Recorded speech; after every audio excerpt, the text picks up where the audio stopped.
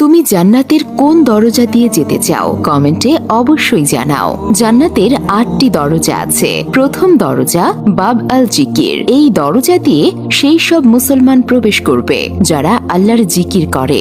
দ্বিতীয় দরজা বাব আল ইমান। এই দরজা দিয়ে সেই সব মুসলমান প্রবেশ করবে যাদের আল্লাহর উপর প্রকৃত ইমান আছে।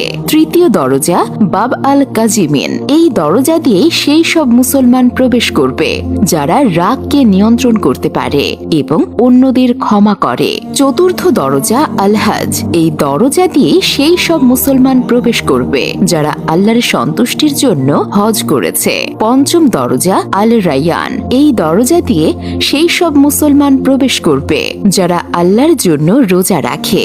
ষষ্ঠ দরজা আল সাদাকা। এই দরজা দিয়ে সেই সব মুসলমান প্রবেশ করবে যারা আল্লাহ তাআলার সন্তুষ্টির জন্য দান খয়রাত করে। সপ্তম দরজা আল জিহাদ। এই দরজা দিয়ে সেই সব মুসলমান প্রবেশ করবে যারা আল্লাহর রাস্তায় জিহাদ করে। অষ্টম দরজা আল সালাত। এই দরজা দিয়ে সেই সব মুসলমান প্রবেশ করবে যারা নামাজের ব্যাপারে নিয়মিত ছিল।